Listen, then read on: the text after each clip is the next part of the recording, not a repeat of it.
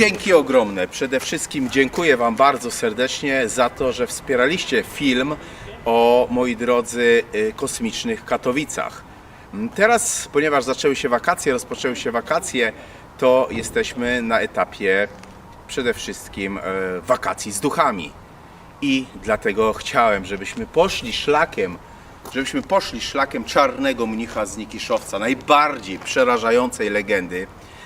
I również będę wdzięczny, jeżeli zalajkujecie, skomentujecie, puścicie dalej. Ten film też jest w wielu językach tłumaczony.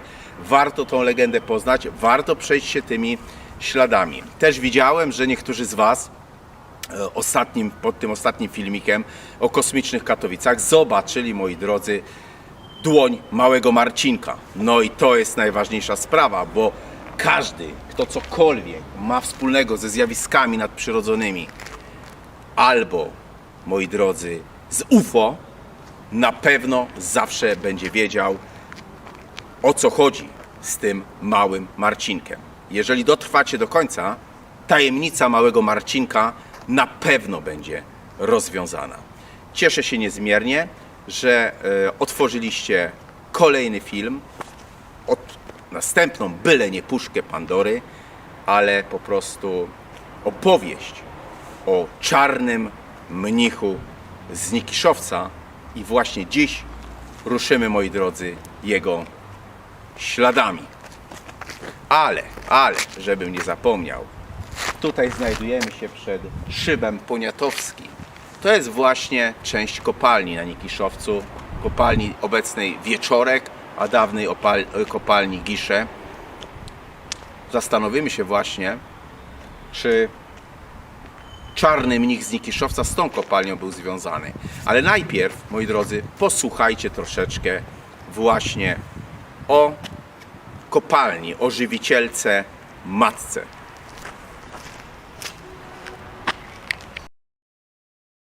Nie ma już kopalni Gisze. Teraz w Nikiszowcu górnicy fedrują, czyli wydobywają węgiel na Wieczorku. W zasadzie bym powiedział, że fedrowali. Ta 190-letnia kopalnia właśnie zakończyła swój żywot i pozostanie tylko architektoniczną perełką. Te wszystkie zabudowania pokopalniane, osiedle Nikiszowiec i przepiękny kościół z bocznym ołtarzem patronki górników Świętej Barbary, to pozostanie tylko czystą pamiątką.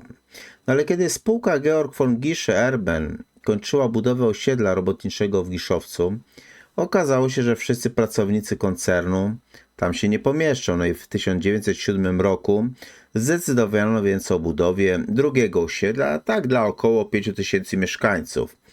Osiedle zaprojektowane było przez Emila i Georga Zielmanów i powstało w rejonie szybu wentylacyjno-zjazdowego Nikisz. Jego nazwa pochodzi od nazwiska jednego z udziałowców spółki barona Kurta Friedricha Nikisz von Roseneck. Jednak osiedla by nie było, gdyby właśnie nie ta kopalnia żywicielka. Więc najstarsze wzmianki o wydobywaniu węgla na tym terenie, moi drodzy, pochodzą z roku 1788, kiedy to dziedzic ordynacji mysłowickiej Felix Mieroszewski założył kopalnię Bergtal. No jednak za datę powstania dzisiejszej kopalni Wieczorek przyjmuje się datę 6 stycznia, czyli moje urodziny, 6 stycznia 1826 roku, dzień nadania pola górniczego Morgenrot. Morgenrot to po niemiecku oznacza jutrzenka, więc firma Gische zakupiła część udziałów tego pola, a potem mniejsze okoliczne kopalnie. No i w 1883 roku połączyła je w jedną kopalnię Gische. Najpierw węgiel urabiano klinami, młotami, a wydobywano płytkimi szybikami. No i potem powstały szyby głębinowe, wprowadzono też parowe pompy odwadniające, budowano sortownie, no i w ciągu 6 lat wydobycia przekroczono 1 000 000 ton węgla. Kapitalistom jednak ciągle było mało i rozpoczęto więc pogłębianie istniejących szybów. No i w latach 1903-1905 podjęto budowę nowych szybów. Był taki szyb Kramer, obecnie jest to szyb Pułaski, no i szyb Nikisz, czyli obecnie Poniatowski. Więc Kramer zachował się niemal w pierwotnym kształcie. Są tam takie dwie maszynownie zaopatrzone w elektryczne wyciągi i łaźnie pełniące dziś rolę magazynów, a nad cechownią natomiast wznosi się wieża z zegarem i maleńkimi balkonikami. Więc ta kopalnia, powiedzmy sobie szczerze, to jest tak jakby miasteczko, w którym działy się różne, czasami bym powiedział nawet dziwne rzeczy. Raz pewien górnik, którego wyrzucono z pracy, w ogóle zemścił się na sztygarze. Gdy zjechał na ostatnią szychtę, zabrał ze sobą zapas jedzenia i przez 3 dni pozostawał na dole. Wiedział, że znaczki kontrolowane są niedbale, a w oddziale panuje bałagan. Rzeczywiście dopiero po 3 dniach rozpoczęto poszukiwania, no i znaleziono tego marudera w jakiejś tam dziurze. Wtedy przyznał się, że zrobił to celowo, bo chciał pokazać dyrektorowi, jaki bałagan panuje na jego kopalni. Natychmiast oczywiście zwolniono sztygara i zwolniono też znaczkowego, a górnik pracy jednak nie odzyskał, bo złamał przepisy. Największe poruszenie natomiast wywołał przypadek, gdy w podziemia kopalni usiłowała też zjechać kobieta. Coś wówczas było naprawdę niedopuszczalnego. Okazało się, że to była żona pewnego górnika. Gdy ten jak zwykle poszedł grać w karty i nie wrócił na czas, ją ogarnął oczywiście przestrach.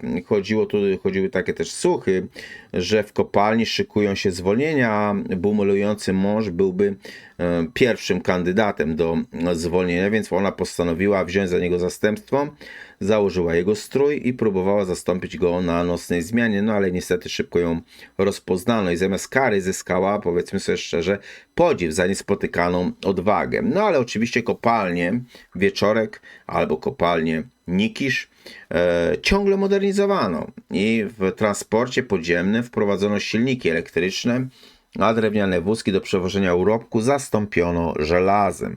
Sprowadzono też takie elektryczne lokomotywy. Przedtem w ogóle do transportu używano wyłącznie koni. Jak ktoś z Was czytał Ideks, nie pamiętam, z pokładu Idy tam coś było, prawda? Łysek z pokładu Idy, właśnie, Łysek z pokładu Idy. To właśnie tak to wtedy funkcjonowało.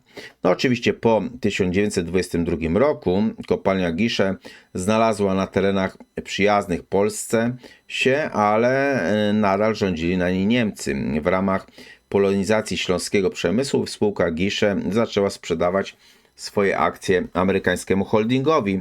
Nie poprawiło to jednak losu górników. Może o tym świadczyć taki incydent, jaki miał miejsce 21 marca 1937 roku, kiedy to na terenie kopalni doszło do niezwykłej demonstracji, bo pod budynek dyrekcji przyszło ponad 3000 bezrobotnych kobiet i dzieci.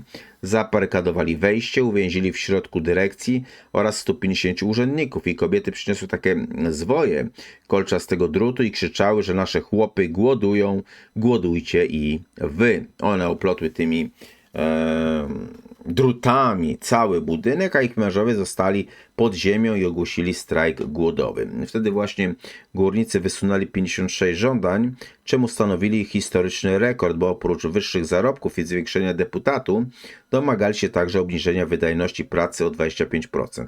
Oczywiście dopiero pod wieczór przybyła policja, rozgoniła tłum i uwolniła tych uwięzionych urzędników. No, czas II wojny światowej to powrót kopalni pod administrację niemiecką i ponowna zmiana właścicieli. Ale, moi drodzy, nie do końca, bo w 1939 roku, kiedy wojna wybuchła, to wyobraźcie sobie, że jeszcze w 1939 roku i chyba nawet w 1940 kopalnia Gisze była własnością Amerykanów. To jest też ciekawe, pomimo faktu, że była na terenach niemieckich. Jej oczywiście, ponieważ mężczyźni byli na froncie, zatrudniano kobiety, jeńców i robotników przymusowych i podczas działań wojennych zarówno osiedle, jak i kopalnia nie poniosły zbyt większych szkód, ale zaraz po wyzwoleniu oczywiście wznowiono produkcję.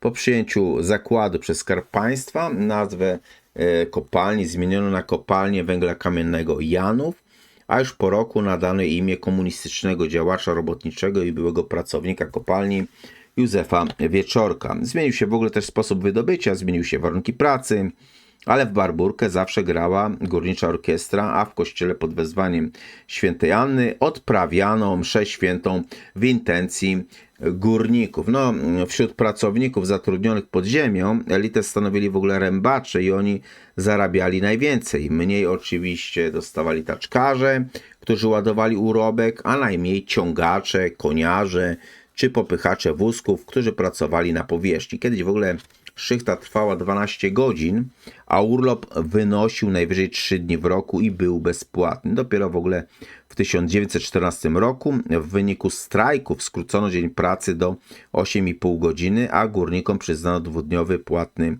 urlop. Jeśli chodzi o zatrudnienie, to rekordowy był w ogóle rok 1923, bo wtedy w kopalni pracowało ponad 10 000 osób.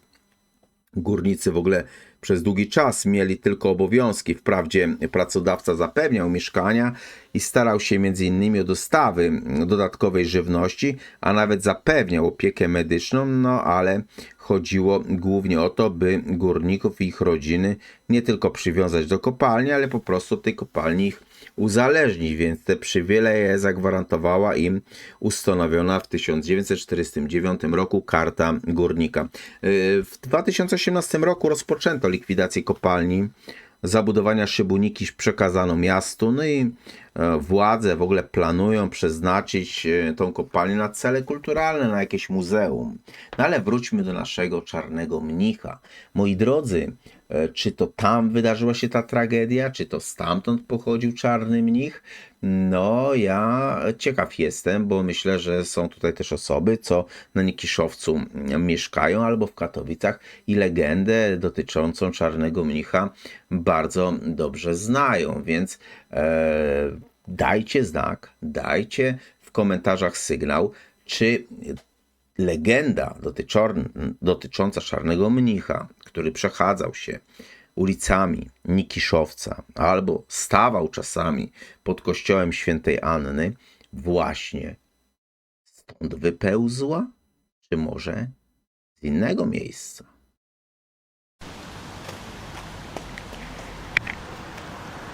No, o matce żywicielce już słyszeliście. Moi drodzy, jesteśmy przy bocznym wejściu do kopalni Wieczorek. Przy bocznym, nie przy głównym, ale przy bocznym. Moi drodzy, pytanie powstaje, czy Czarny Mnich faktycznie stąd się wywodził? Ogólnie. Wydaje mi się, że tak jak powiedziałem, nie ma jakichś tam wiarygodnych źródeł, które by mówiły, że on faktycznie istniał. Być może jest to kawałek folkloru śląskiego, ale najbardziej przerażającego, bo natomiast powiem Wam, że istnieje taki powód, dla którego ta legenda tak mocno właśnie związała się z Nikiszowcem i z kopalnią Giszew.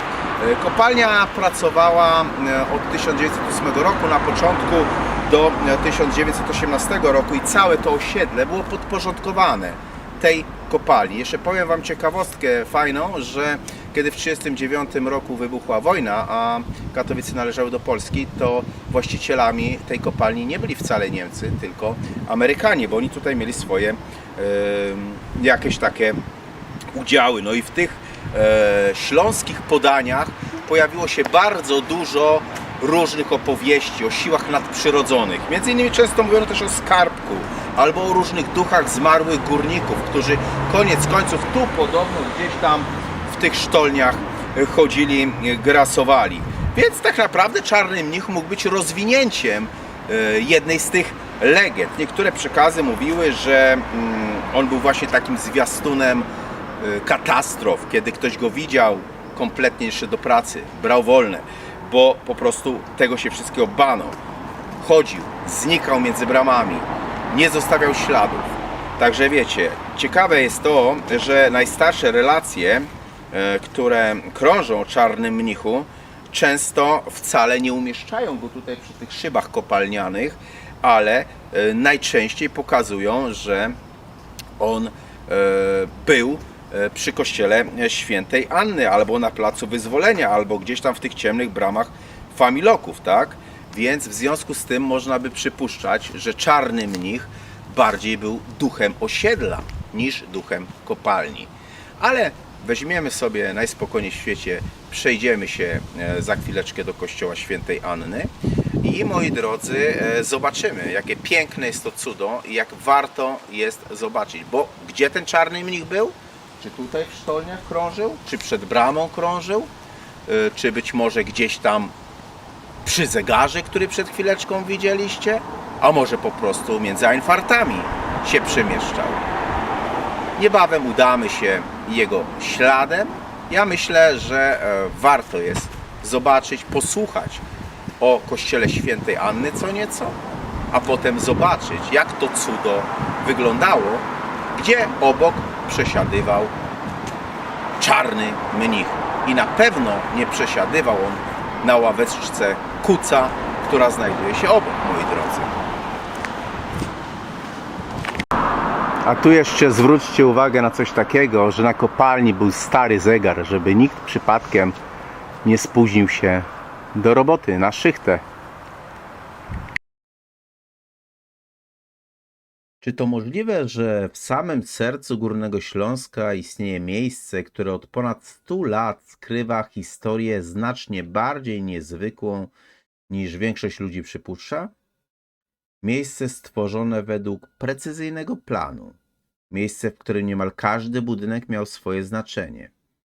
Miejsce, które niektórzy nazywają najdoskonalszym osiedlem robotniczym Europy. Ale czy Nikiszowiec był tylko i wyłącznie osiedlem? A może był czymś znacznie więcej? No i dzisiaj spróbujemy zazieć za ceglane mury i odkryć historię, która prowadzi nas od przemysłowych fortun, poprzez cesarskie inspiracje, aż do monumentalnej świątyni przypominającej budowlę wielkich europejskich stolic. Bo kiedy zaczynasz badać Nikiszowiec, szybko okazuje się, że niemal nic tutaj nie powstało przypadkiem. Wszystko zaczyna się od dwóch tajemniczych postaci, od dwóch braci, dwóch architektów, Emila i Georga Zimmermanów, którzy przybyli z Berlina. W czasach, gdy Górny Śląsk stawał się jednym z najważniejszych przemysłowych regionów Europy, mogli projektować pojedyncze budynki, mogli tworzyć zwykłe osiedla. Ale oni mieli znacznie ambitniejszy plan. Chcieli stworzyć cały świat. Świat, w którym robotnik nie tylko pracuje, świat, w którym mieszka, wychowuje dzieci, modli się i spędza całe życie w przestrzeni zaprojektowanej według jednej wielkiej wizji. Brzmi niewinnie? Poczekajcie. Bo im głębiej zaglądamy w historię Nikiszowca, tym bardziej zaczynamy dostrzegać coś niezwykłego. Spójrzcie na układ ulic, na monumentalne bramy, na rytm budynków, na symetrię przestrzeni. To nie wygląda jak zwykła osada robotnicza. To wygląda jak miasto stworzone według precyzyjnego scenariusza. Jakby ktoś próbował zamknąć pewną ideę w cegle i w kamieniu. No i tutaj pojawia się pierwsze pytanie. Skąd Zimmermanowie czerpali inspirację? Dlaczego zwykłe osiedle dla górników otrzymało tak monumentalną formę? Niektórzy historycy zwracają uwagę na wpływ architektury cesarskiej Europy Środkowej. Potężne bryły, symetryczne elewacje, monumentalne łuki, kopuły przypominające świątynię Wiednia. Elementy, które bardziej kojarzą się z pałacami i reprezentacyjnymi budowlami niż z mieszkaniami dla robotników. I właśnie wtedy na scenę wkracza prawdziwy gigant. Koncern Georg von Gisches Erben, jedno z najprężniejszych przedsiębiorstw przemysłowych swojej epoki. To oni finansowali budowę, to oni stworzyli wizję, ale ich plan nie polegał wyłącznie na wydobywaniu węgla. Nie, ich ambicje były znacznie większe. Chcieli stworzyć wzorcową społeczność, przemysłowe miasto idealne. Mieszkanie, szkołę, sklepy, opiekę, kościół. Cały świat zamknięty w jednym miejscu. Brzmi niemal jak eksperyment społeczny, a może właśnie to był eksperyment społeczny. I wtedy dochodzimy do najbardziej imponującego elementu całej układanki. Budowli, która góruje nad Nikiszowcem po dziś dzień. Kościoła świętej Anny. Kiedy po raz pierwszy staniesz przed jego fasadą, możesz mieć wrażenie, że znalazłeś się gdzieś pomiędzy Wiedniem, Monachium, Berlinem. Potężna bryła, monumentalne arkady, ogromna kopuła. Architekci stworzyli coś, co miało dominować nad całym osiedlem. Coś, czego nie sposób było przeoczyć. Ale prawdziwy sekret kryje się wewnątrz. I właśnie tam zaczyna się najbardziej fascynująca część tej historii. Wyobraź sobie poranek. Promienie słońca przebijają przez dziesiątki kolorowych witraży. Czerwienie, błękity, złoto, purpura. Całe wnętrze zamienia się w spektakl światła. 56 okien. 10 monumentalnych przedstawień figuralnych. Każdy detal zaprojektowany tak, aby przemawiać mógł tylko do rozumu. Mógł też przemawiać do emocji, do wyobraźni, do duszy. To już nie jest zwykła architektura, to teatr. Teatr światła, teatr symboli, teatr wiary. A potem wzrok wędruje ku ołtarzowi i nagle odkrywamy kolejną warstwę tej niezwykłej opowieści. Monachijscy artyści stworzyli dzieła przypominające królewskie świątynie Europy. Figury zdają się poruszać, twarze wyrażają emocje. Światło i cień prowadzą własną grę. Kiedy element wydaje się częścią większej układanki, tak jakby twórcy chcieli opowiedzieć historię nie za pomocą słów, lecz przestrzeni. No ale to jeszcze nie koniec, ponieważ nad głowami wiernych znajduje się prawdziwy gigant. Organy. Ponad 5300 piszczałek. 75 głosów. Instrument tak potężny, że jego dźwięk potrafi wypełnić całą świątynię. Gdy zaczyna grać, trudno nie odnieść wrażenia, że czas się zatrzymuje, że znajdujemy się w miejscu zaprojektowanym po to, by robić wrażenie, by budzić emocje, by inspirować. A może również po to, by przypomnieć mieszkańcom o pewnym porządku świata. I tutaj pojawia się największe pytanie. Czy Nikiszowiec był wyłącznie osiedlem robotniczym? Czy był tylko miejscem do życia? Czy może stanowił część większej wizji, w której architektura miała kształtować człowieka od narodzin aż po kres życia? Im dłużej analizujemy historię tego miejsca, tym trudniej znaleźć prostą odpowiedź. Jedno jest pewne. Nikiszowiec nie powstał przypadkiem. Nie był zwykłą inwestycją, nie był zwykłym osiedlem. Był ideą, wielką wizją zamienioną w cegłę, kamień i światło. A jej ślad przetrwał do dziś. I być może właśnie dlatego, spacerując po tych ulicach, wielu ludzi ma wrażenie, że znajduje się w miejscu zupełnie innym niż wszystkie pozostałe. Miejscu, które wciąż skrywa swoje sekrety, a być może jeszcze nie powiedziało nam całej prawdy. Przejdźmy się zatem do kościoła Świętej Anny. Moi drodzy, to też jest dzieło, może nie z czasów habsburskich, ale projektantem był właśnie człowiek, który szlachectwo dostał od Habsburgów. Mamy nasz kościół Świętej Anny. Niesamowity, nie lada. Aura troszkę nie dopisuje, bo pada, ale moi drodzy, chciałbym, żebyśmy sobie przeszli, żebyśmy zobaczyli to cudo artystyczne.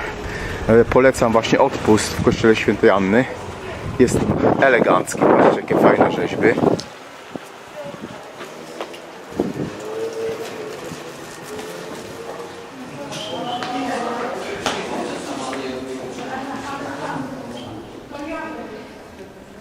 Przede wszystkim zasługują na uwagę te witraże, co tutaj macie, ale przede wszystkim macie bardzo dużo bardzo ładnych rzeźb, moi drodzy. Zachęcam, żeby zajrzeć do kościoła Świętej Anny. Jest on naprawdę niesamowity. Pomyślcie sobie, że to wszystko się działo wtedy, kiedy, moi drodzy, tutaj było miasteczko górnicze. Patrzcie, jakie mozaiki, jakie przepiękne malowidła. To jest, ja zawsze lubię taki urok tych właśnie kościołów starych, a on jest w kształcie takiego, jakby bym powiedział, ronda wręcz. On jest jakby w kształcie ronda. Patrzcie, jakie przepiękne drogi krzyżowe i witraże. To jest urok, to jest urok. Mówi się, że w ogóle ten kościół był centrum, moi drodzy. On był centrum przede wszystkim tutaj Nikiszowca. Zresztą, jak się wjeżdża do kopalni, zawsze się mówi szczęść Boże, prawda, moi drodzy, jak się wyjeżdża i zawsze się życzy tyle wjazdów, co zjazdów, żeby potem nie było problemów. Cudo. Kościół przepiękny architektonicznie, ja już go troszeczkę opisałem wcześniej. Ja już go troszeczkę wcześniej opisałem, moi drodzy. I jeszcze oprócz tych licznych rzeźb zwróćcie uwagę na te przecudne organy. Organy, które tutaj się znajdują. I tak jak mówię, o, stary, pradawny, moi drodzy, katafalk pogrzebowy. Właśnie, czy czarny mnich tędy chodził? Czy tu się pojawiał? To jest pytanie, na które staramy się cały czas znaleźć, moi drodzy, odpowiedź. Gdzie jest ten czarny mnich?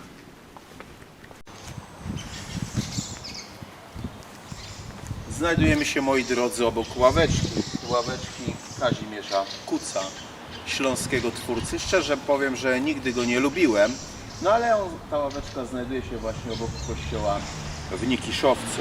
Moi drodzy, według legendy o czarnym mnichu, bo wydaje mi się, że legenda o czarnym mnichu z Nikiszowca jest najbardziej chyba znaną legendą śląską, to można by powiedzieć, że ona jest chyba częścią jakiegoś folkloru, a dlatego, że nie ma jakichś konkretnych historycznych dokumentów na to, że ten czarny mnich tutaj gdzieś się pojawiał. Jeżeli by w ogóle wierzyć mieszkańcom Nikiszowca, to czarny mnich pojawiał się właśnie tutaj, bardzo często przebywał tutaj, w okolicach kościoła Świętej Anny, przy Placu Wyzwolenia, tam mamy, zaraz przejdziemy, to jest centrum, albo też przy różnych takich ciemnych uliczkach, przejściach, czy jak to się tak ładnie mówi, takich wejściach między familokami, po śląsku to się mówi Einfarty, prawda?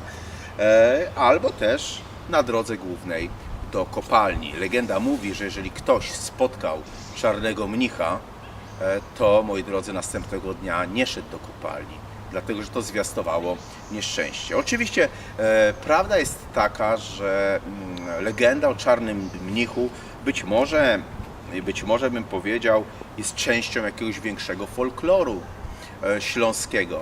Był on przedstawiany jako taka postać zakapturzona, niby w habicie kapucyńskim, jakimś z dużym kapturem. Oczywiście jak się pojawiał, to nie wiadomo kiedy znikał, wchodził w bramy, wchodził w te rozmaitej maści wejścia, w te Einfarty i tam go trzeba było szukać. Nigdy nie zostawiał śladów. To było też bardzo ciekawe. Pojawiał się nagle i znikał nagle.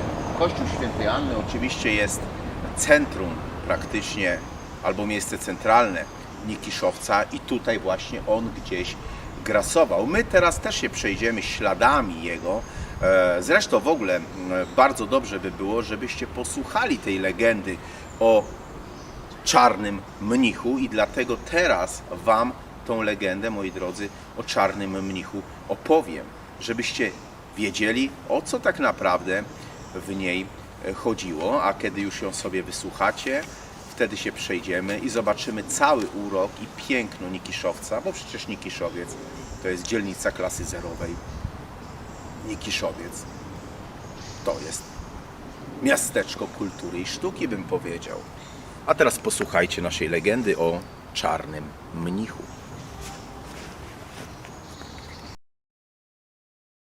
Legenda o czarnym mnichu z Nikiszowca nie ma jednej oficjalnej wersji. To jest opowieść przekazywana ustnie przez mieszkańców Janowa i mieszkańców Nikiszowca, która przez lata obrastała w nowe szczegóły. Najczęściej pojawia się tam motyw tajemniczej postaci widywanej nocą w pobliżu kościoła świętej Anny i w ciemnych przejściach między familokami. Ale jedna z najbardziej rozbudowanej wersji tej legendy brzmi tak. Dawno temu, gdy Nikiszowiec był jeszcze młodym osiedlem górniczym, a nad szybami kopalni Gisze dniem i nocą unosił się dym, mieszkał tu człowiek, którego nikt dobrze nie znał. Mówiono, że był zakonnikiem. Inni twierdzili, że uciekł z klasztoru. Jeszcze inni szeptali, że przybył na Śląsk, aby odpokutować ciężki grzech. Mieszkał samotnie, w pobliżu kopalni i często widywano go modlącego się nocami. Nie szukał towarzystwa ludzi, chodził zawsze w czarnym habicie z głęboko nasuniętym kapturem. Pewnej zimowej nocy doszło do katastrofy w kopalni. Kilku górników zostało odciętych pod ziemią i według legendy mnich znał niebezpieczeństwo wcześniej. Miał ostrzegać ludzi, ale nikt go nie słuchał. I kiedy nastąpił wybuch, sam zszedł do zagrożonych chodników, próbując ratować uwięzionych. Nigdy już nie powrócił. Po kilku dniach odnaleziono ciała górników, lecz po mnichu nie znaleziono śladu. Od tego czasu zaczęły dziać się na Nikiszowcu dziwne rzeczy. Robotnicy wracający z nocnej zmiany opowiadali, że widują wysoką postać w czarnym habicie, która stała nieruchomo przy murach kościoła świętej Anny. Czasem pojawiała się pod jedną z bram prowadzących na wewnętrzne podwórza familoków. Kiedy ktoś próbował podejść bliżej, ta postać po prostu znikała. Niektórzy twierdzili, że widzieli ją na dachach budynków, inni, że spacerowała drogą prowadzącą do szybów kopalnianych. Najbardziej jednak przerażające były opowieści górników. Mówili, że gdy czarny mnich w ogóle pojawiał się kilka dni z rzędu, w kopalni dochodziło później do wypadku. Z czasem zaczęto uważać go za takiego zwiastuna nieszczęścia. I gdy ktoś spotkał go nocą, następnego dnia nie schodził pod ziemię, wierząc, że duch próbuje go ostrzec. No ale starsi mieszkańcy opowiadali jeszcze inną wersję tej legendy. Według niej czarny mnich nie był bohaterem, on był po prostu zdrajcą.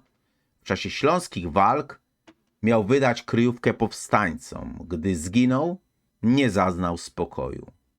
Za karę jego dusza została skazana na wieczną wędrówkę między czerwonymi murami Nikiszowca. No i dlatego pojawia się zawsze samotnie, bez słowa, ukrywając twarz pod kapturem. Do dziś niektórzy przewodnicy wspominają, że najwięcej opowieści o czarnym mnichu dotyczy okolic Placu Wyzwolenia, kościoła świętej Anny, no i starych przejść między familokami. Tam właśnie mieszkańcy mieli najczęściej spotykać tajemniczą postać.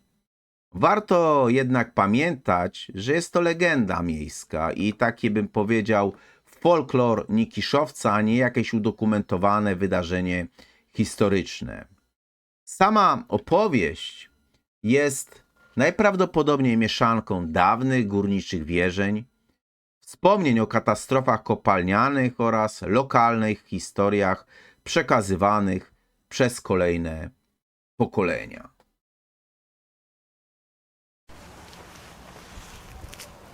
I jeszcze kilka ciekawostek. Weźmiemy trochę zielonego, żebyście widzieli, że tu też zielone istnieje. Moi drodzy, wśród pasjonatów śląskich tajemnic istnieje przekonanie, że w ogóle legenda o czarnym mnichu jest dużo, dużo starsza niż przede wszystkim niż osiedle Nikiszowiec. To jest też bardzo ciekawe. Pamiętajmy w ogóle, że zanim powstały te kopalnie Gisze i to robotnicze osiedle Nikiszowiec, to ten teren należał do gminy Janów. Obok jest gmina Janów i moi drodzy, i był on w dużej części pokryty takimi lasami, które należały do majątku Mieroszewskich. Sama nazwa Janów pochodzi w ogóle właśnie od Jana Krzysztofa Mieroszewskiego, a te pierwsze osady istniały tutaj na długo, zanim po prostu powstało tak naprawdę osiedle. Także według mniej znanej troszeczkę legendy, jeszcze w XVIII wieku przez te lasy między Janowem, między Murckami, a między Mysłowicami miał właśnie wędrować tajemniczy zakonnik. Nie wiadomo było w ogóle, z jakiego on klasztoru pochodził. Mieszkańcy okolicznych osad widywali go podobno przy jakichś tam leśnych dróżkach, krzyżówkach, które prowadziły do folwarku Janowiec i mówiono, że on zawsze pojawiał się, zanim nadchodziły burze, nieszczęścia, nigdy nie zostawiał na błocie śladów, jak już wspomniałem, unikał rozmów z ludźmi, no i znikał między drzewami, chociaż ten teren był w dużej mierze otwarty. No i kiedy w XIX wieku rozpoczęto budowanie szybów kopalnianych i zaczęto wycinać lasy, no to ta opowieść nie zniknęła, a po prostu ten duch przeniósł się w nowe miejsca, więc te dawne ścieżki zastąpiły właśnie te obecne ceglane uliczki Nikiszowca, a czarny mnich rozpoczął, albo może nie rozpoczął, ale ponownie pojawiał się między tymi uliczkami, między tymi wejściami na placu przed kościołem świętej Anny, moi drodzy. No ale szukamy go dalej.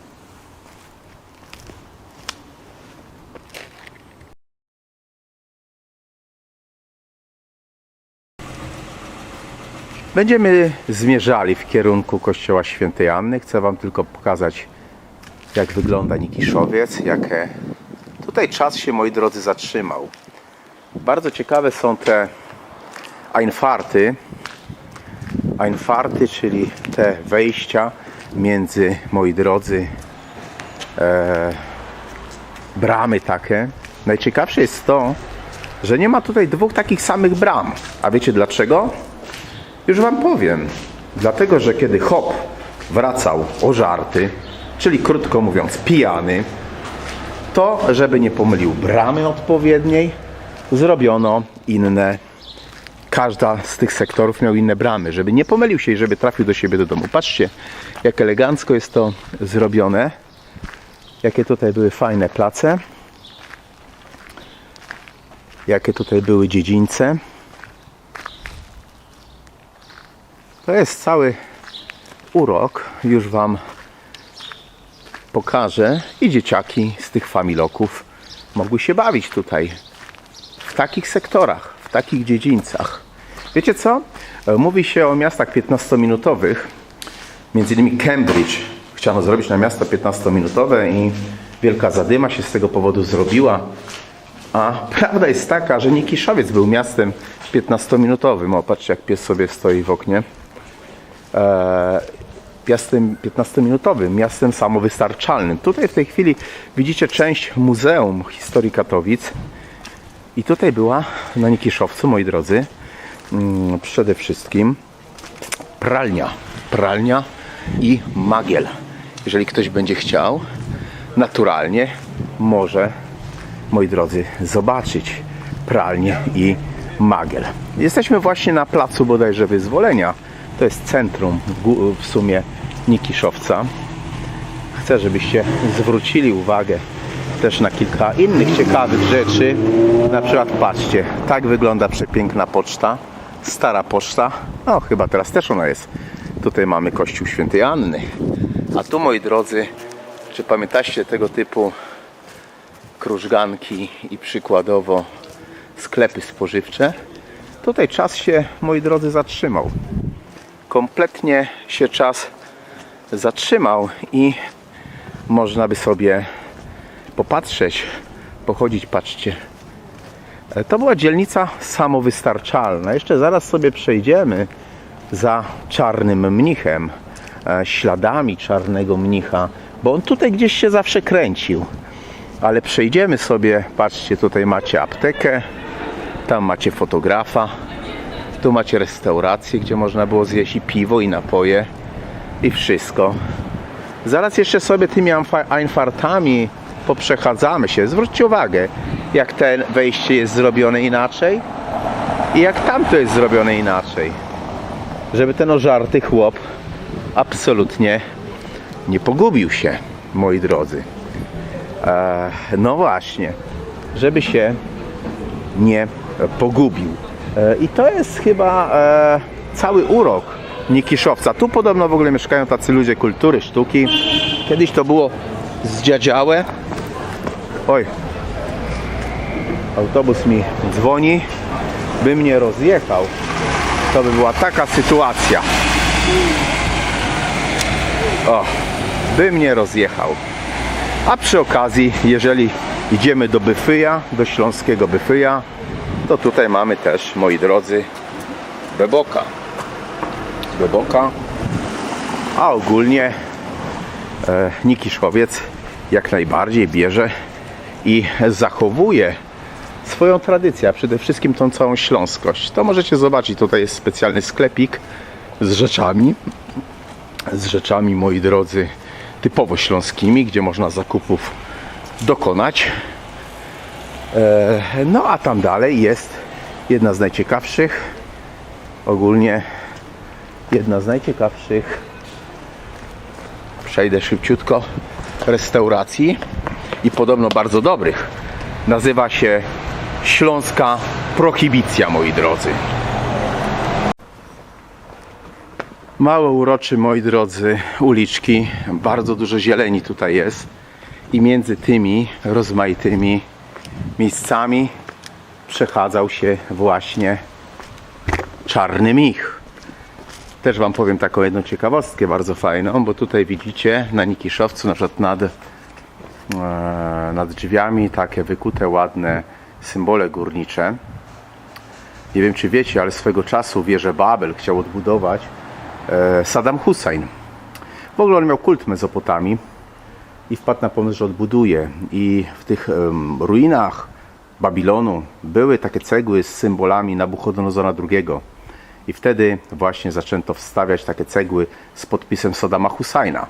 No tutaj nie ma takich cegieł, ale moi drodzy, będziecie mogli zobaczyć wiele intrygujących rzeczy. Coś, co mnie tutaj urzeka, to przede wszystkim te chatki, te mieszkanka, ta zieleń.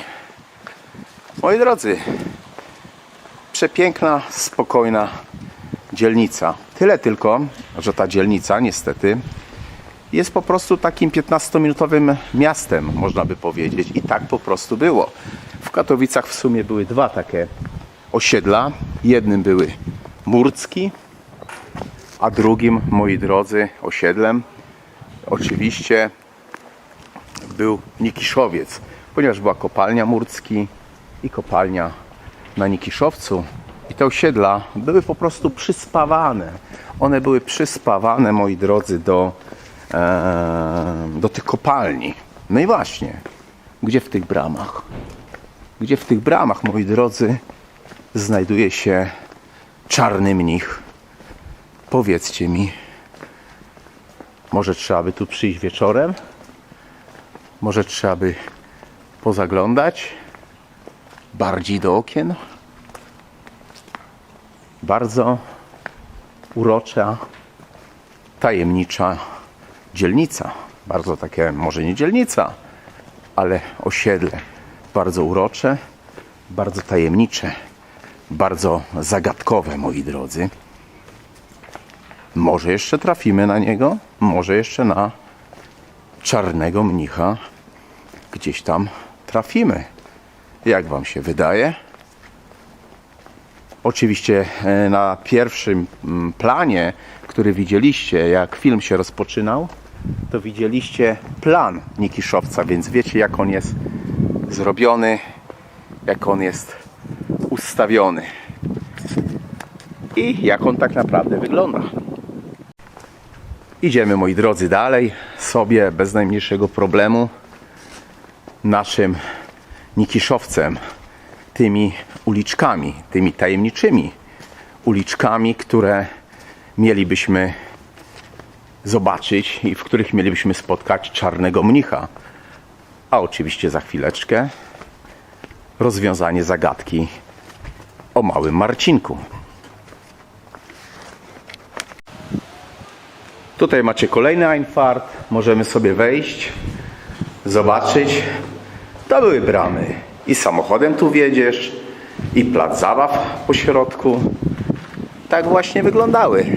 Tak wyglądały Katowice w XIX wieku. Moi drodzy, popatrzcie sobie. Warto pooglądać.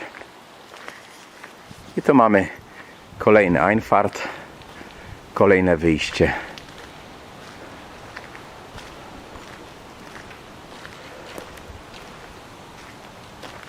O. Zobaczcie, że różne sklepienia są. Tak jak mówiłem, żeby się nie pomylić.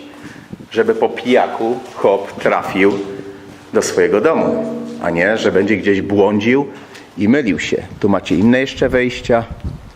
Tu wykusze. Ma to swój urok, nie? Powiedzcie szczerze, dajcie w komentarzu kwestię, czy ma to swój urok, czy nie. Jak wam się wydaje? A wiecie, dlaczego na Śląsku są te czerwone okiennice? Zawsze były czerwone okiennice, bo kobieta myła. I wtedy z tych czerwonych okiennic schodził w ogóle brud bardzo dobrze. Patrzcie, tu mamy taką tajemniczą bramę, a tu takie przejście. I to przejście mamy do, moi drodzy, szkoły na Nikiszowcu. To była samowystarczalna dzielnica, tak jak Murcki. Mieliście tu wszystko. Mieliście przedszkola, mieliście szkoły, mieliście kościół, mieliście zakład pracy. Mieliście kompletnie wszystko. I właśnie w tych Einfahrtach ciemnych pojawiał się czarny mnich. A tu spokojnie wracamy z powrotem do kościoła świętej Anny.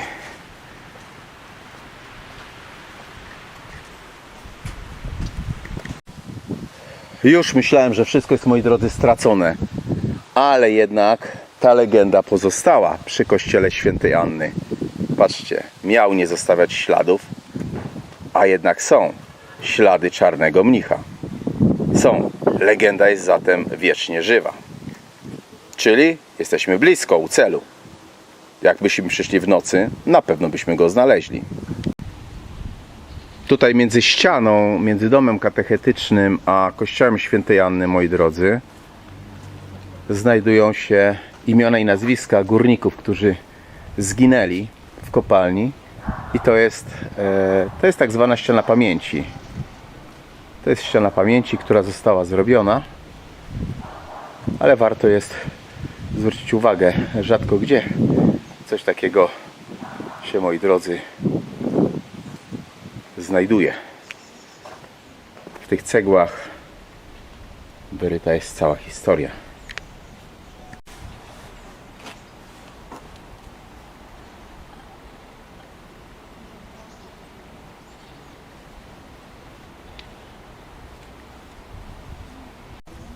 I właśnie, żebyście wiedzieli, dlaczego oni zginęli, to tutaj też są ślady czarnego mnicha, który zawsze pojawiał się wtedy, kiedy było nieszczęście.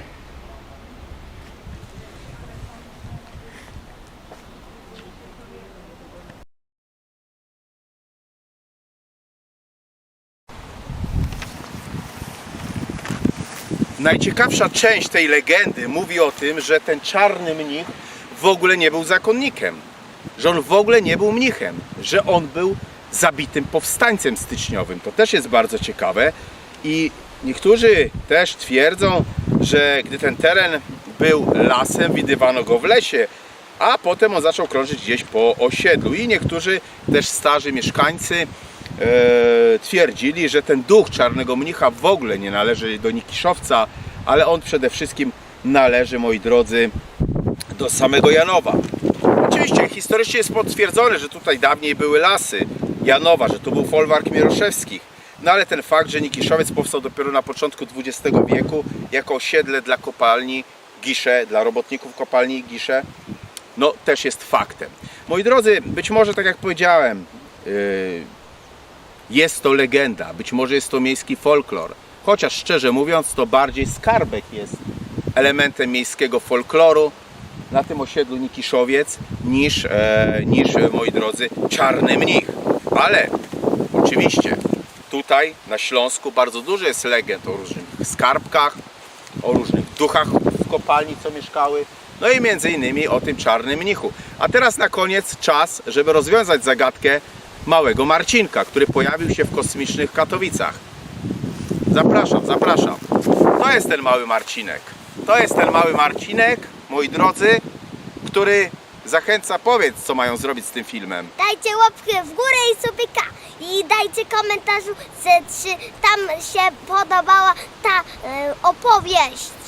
No właśnie, dajcie łapkę w górę, dajcie subika i zostawcie komentarz, czy wam się ta opowieść o Czarnym Mnichu z Nikiszowca podobała. Jeżeli kiedykolwiek będziecie w Katowicach, nie możecie tego miejsca ominąć. Nie możecie. Nikiszowiec jest naprawdę kultowym osiedlem. Myślę, że w Bytomiu podobnym osiedlem jest Bobrek, tyle tylko, że Nikiszowiec dostał pieniądze z Unii Europejskiej i go odbudowano. Natomiast Bobrek w Bytomiu zdziadział do reszty. Tak to jest. Ale moi drodzy, cieszę się, że wzięliście udział w tej pierwszej części dotyczącej wakacji z duchami. Myślę, że następnym razem weźmiemy i pojawimy się w miejscu, gdzie w Katowicach pojawia się notorycznie Biała Dama. A jeżeli ten film będzie miał dobre osiągnięcia, dobre wyniki i film o kosmicznych Katowicach też, to postaram się wam pokazać, moi drodzy, podziemne Katowice. Bo w Katowicach są takie numery, że można jedną kamienicą wejść, a drugą kamienicą wyjść. Jeżeli będziecie zainteresowani, obowiązkowo musicie zostawić komentarz, czy chcecie dalej śladami duchów iść, bo wakacje z duchami trwają przecież, nie? No. Czy będziecie chcieli zejść do podziemia, do Katowic. Ale żeby do czegoś takiego doszło, to moi drodzy, oczywiście muszą być odpowiednie wyniki tych filmów. Ja na razie się z wami, moi drodzy, żegnam. Pamiętajcie, że możecie na wszystkich forach dyskusyjnych wrzucać ten film. O, chodź mały Marcinku. No, żegnamy się z wami I dajcie łapkę w górę. i do następnego spotkania. Trzymajcie się.